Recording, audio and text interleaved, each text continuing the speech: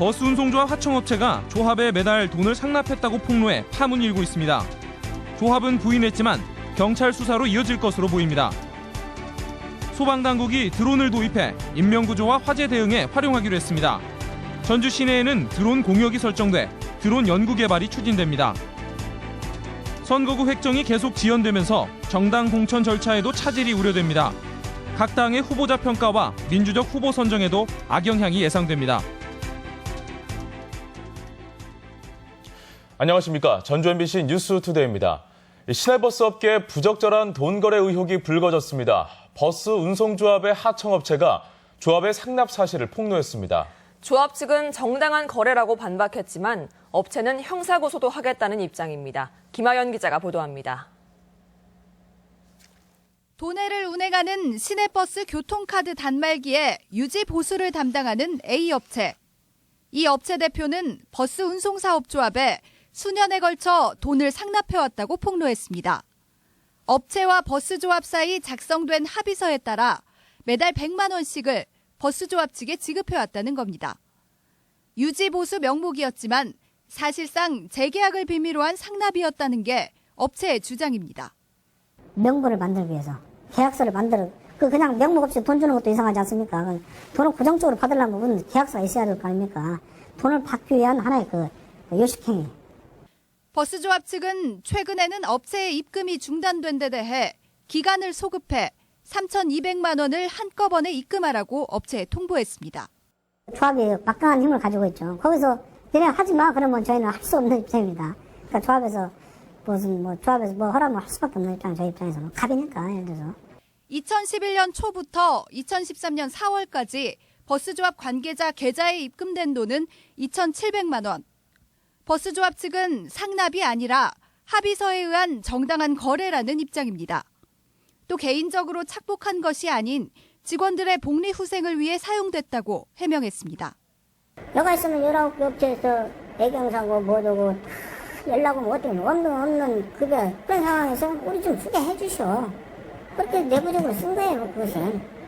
조합의 해명에도 합의서가 비공개로 작성된 경위 등에 대한 의혹은 여전한 가운데 업체 대표는 버스조합 간부들을 상대로 고소장을 접수하기로 했습니다. MBC 뉴스 김하연입니다. 전주 시내버스 기사들은 하루 17시간 운전을 하고 다음날 쉬는 격일제 근무를 하고 있습니다. 이런 장시간 운전은 시민 안전도 위협하고 있어서 2교대 도입이 본격적으로 논의되고 있습니다. 고차원 기자가 보도합니다. 올해 시내버스 운전 11년 차인 박병목 씨. 새벽 5시 반 운전대를 잡으면 밤 11시 반까지 꼬박 17시간을 버티는 생활을 하루 걸러 하고 있습니다. 2시에서 한 4시 사이. 그때가 제일 피곤하고. 그때가 이제 운전 시작하신 지 한 10시간 넘어갔을 때. 그러죠. 안전사고도 많이 나고. 한국노총 보고서에 따르면 하루 9시간 정도 운전하는 2교대 노동자와 16시간 정도인 격일제 노동자의 졸림 정도를 비교했더니 최고 60배까지 차이가 났습니다. 운전 시간이 길어질수록 사고 발생 위험은 1.8배까지 높아졌습니다. 피로도가 증가하고 수면이 부족하고 집중도가 떨어지고 이런 것들은 당연히 사고 위험지가 지게 됩니다. 특히 우리나라는 운전 시간 규제도 없는 데다 오히려 장시간 운전을 허용하는 특례 제도까지 두고 있어 이 같은 관행이 이어졌습니다. 운전자의 피로도 상승은 불친절과 난폭 운전으로 이어질 가능성이 높습니다. 그런데 전주시가 올해 2교대 도입 논의를 본격화하겠다고 밝히면서 변화 기대감이 커지고 있습니다. 교대 장소 이런 것들이 이제 협의가 돼야만이 가는 걸 봐서 회사하고 그다음에 근로자들하고 같이 협의를 해가지고.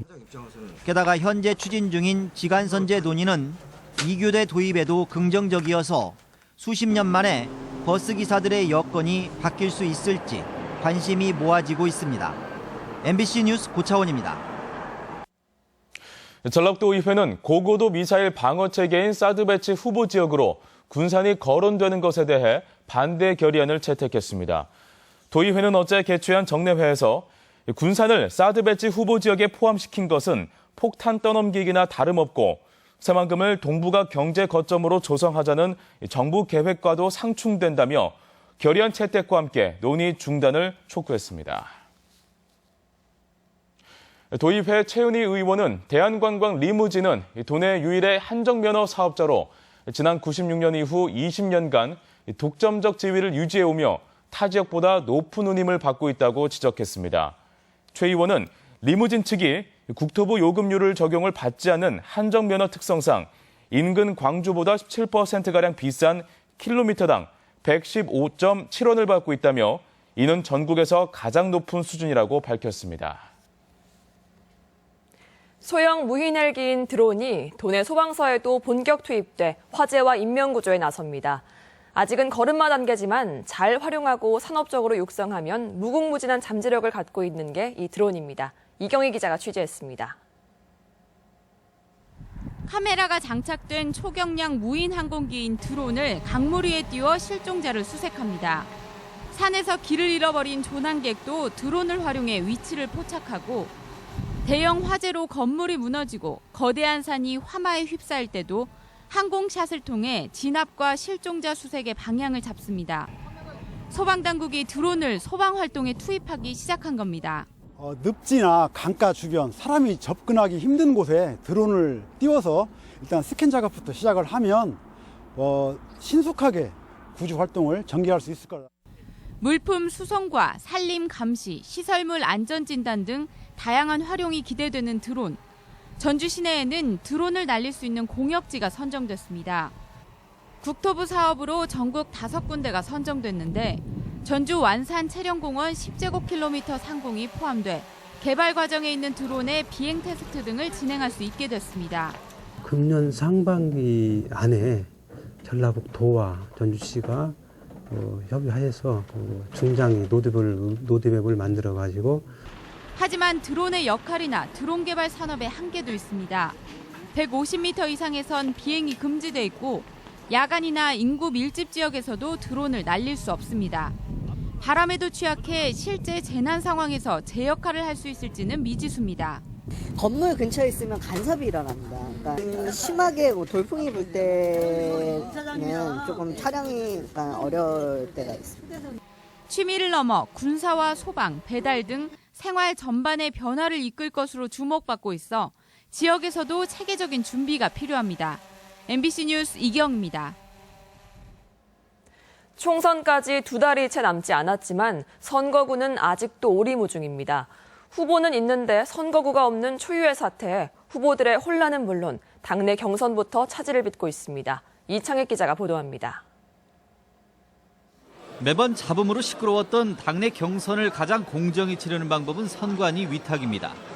하지만 이번 총선은 선관위 위탁이 사실상 불가능해졌습니다. 선거구 획정이 늦어지면서 신청 기한이 지나버렸기 때문입니다. 현재는 국회의원 선거구가 없기 때문에 당내 경선 위탁 신청을 할 수가 없습니다. 뿐만 아니라 자체적인 당내 경선 일정에도 발등에 불이 떨어졌습니다. 후보자 등록 20일 전인 다음 달 4일까지는 마무리를 해야 되는데 안심번호 추출에만 열흘이 소요되고 이달 23일까지 선거구가 확정되지 않으면 이마저도 불가능합니다.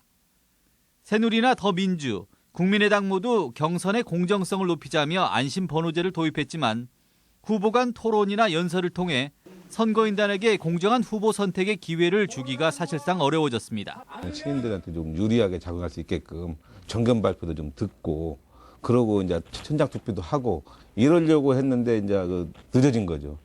3당이 도입한 안심번호제는 단순 인기도 조사 그 이상의 효과를 기대하기 어렵다는 것입니다. 결국 선거구 미획정이 현역 정치인들에게만 유리하게 작용하고 있어 기득권 지키기라는 오명을 벗긴 힘들 것으로 보입니다. MBC 뉴스 이창익입니다. 단체 교섭에 응하지 않은 사측이 노조에 이행 강제금을 지급해야 한다는 법원의 판단이 나왔습니다. 전주지법 제1민사부는 호남고속 노동조합이 사측의 단체 교섭 불응에 대해 이행 강제금을 요구한 소송에서 단체 교섭을 거부한 사측이 1회당 100만 원씩 총 6,800만 원을 노조에 지급하라고 판결했습니다. 당초 1심 재판부는 사측이 이행 강제금을 지급할 의무가 없다고 판단했지만 항소심 재판부에서는 이행 강제금 지급을 명하며 노조의 손을 들어줬습니다. 대한 관리 점검이 정기적으로 실시됩니다. 전라북도는 지난달 구제역 발생으로 돼지 10,000마리가 살처분된 고창을 비롯해 도내 가축 매물지 169곳에서 침출수와 악취 여부를 살처분 뒤 3년간 분기별로 점검하기로 했습니다. 가축 살처분은 환경오염을 막기 위해 지난 2014년부터 친환경 매몰 방식이 도입됐으며 AI는 올해부터 이동식 소각장으로 처리됩니다. 군산 출신 고 최금석공의 축구사랑 정신을 기리기 위해 창설한 금석배 축구대회가 어제 개막해서 12일간의 열전에 들어갔습니다. 축구 명문교들 간의 격돌에 축구 팬들의 이목이 쏠리고 있습니다. 이몽진 기자입니다. 찬바람의 기세는 아랑곳 없이 중학생 선수들이 거친 숨을 몰아쉬며 빠른 드리블로 상대 진영을 파고듭니다. 일진일퇴의 공방이 펼쳐지는 동안 코칭 스태프는 동계훈련의 결실로 만들어진 선수들 체력과 기술에 어느 정도 만족해합니다. 올해로 25번째를 맞은 금석배 전국학생 축구대회가 12일간의 대장정에 들어갔습니다. 3학년 돼서 첫 전국대회인데요. 설레기도 하고 걱정되기도 하는데 좋은 실력 발휘해서 성적 내서 갈 수 있도록 하겠습니다.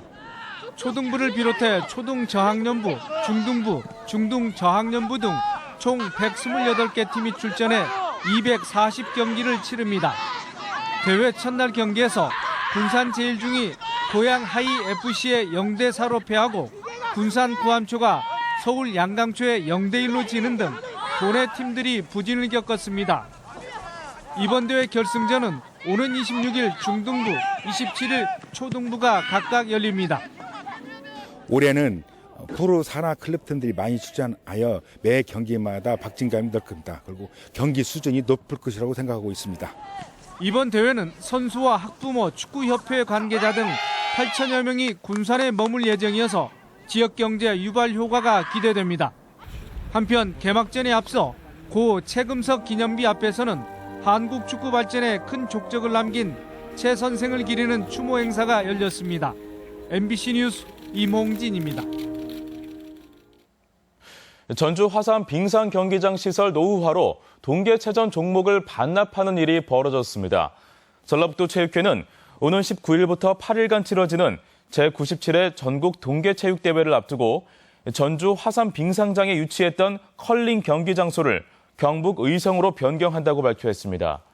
이는 경기장 시설 노후화에 따른 경기장 내부 물방울 맺힘 현상 때문으로 시설 개선이 현안으로 제기되고 있습니다.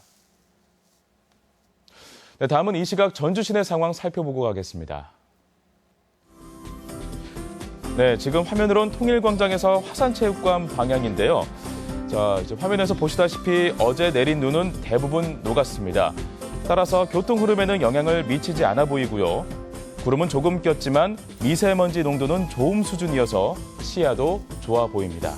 지금까지 이 시각 전주 시내 상황이었습니다.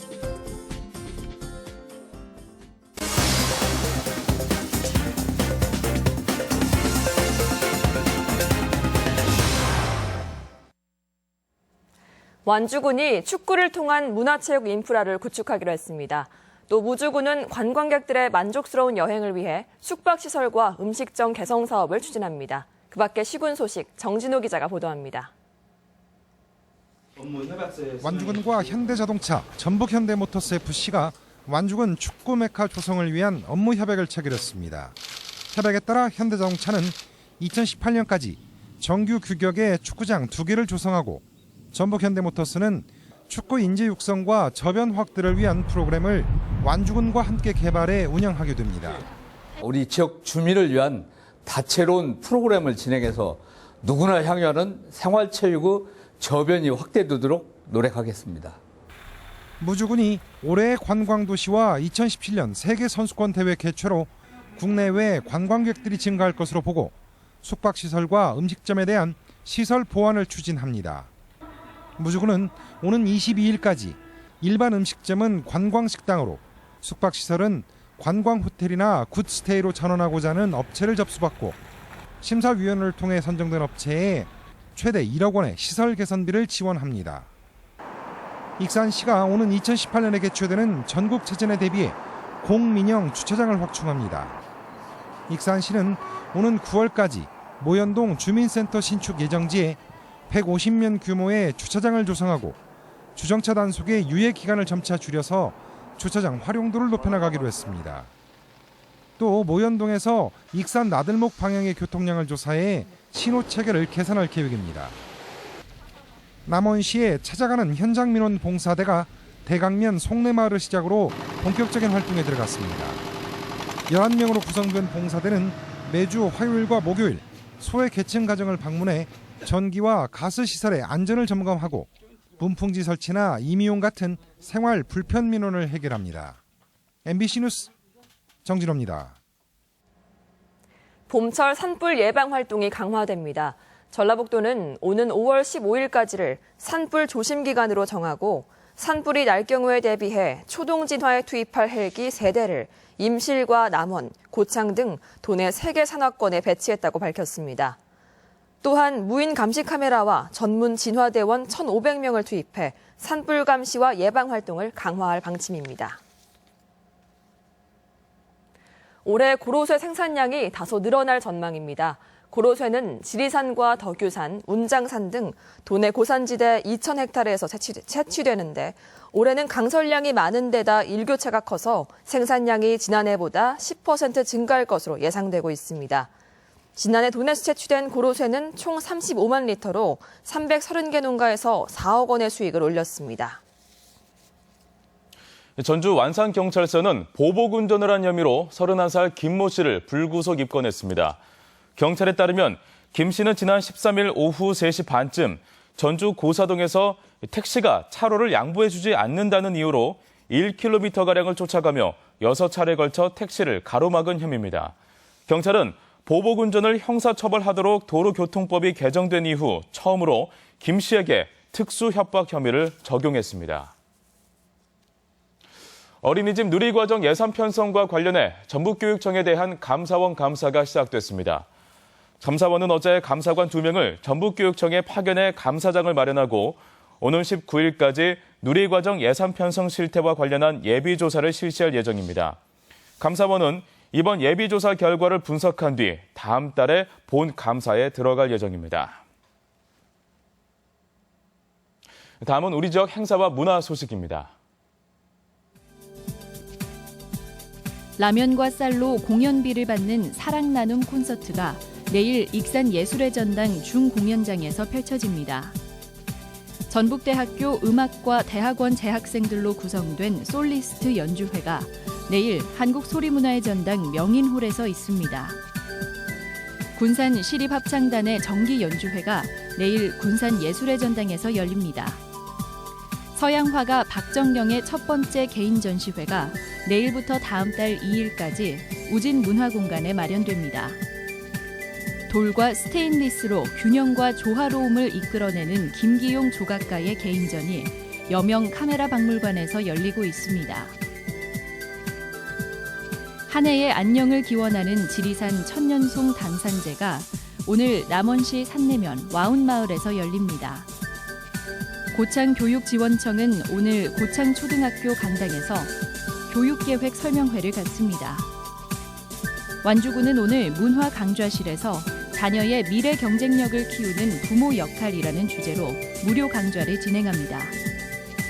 국립민속국악원은 국악강좌 청출어람을 개설하고 모레까지 수강생을 신청 접수 받습니다.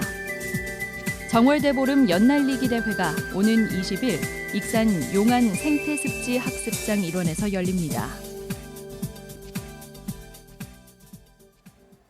오늘 전라북도 지역 날씨입니다. 전라북도 지방은 오늘 대체로 맑은 날씨가 이어지겠고 낮부터는 추위가 점차 누그러지겠습니다. 오늘 낮 최고 기온은 5도에서 7도의 분포로 어제보다 높겠습니다. 바다의 물결은 서해남부 전해상에서 0.5에서 2.5m로 일겠습니다.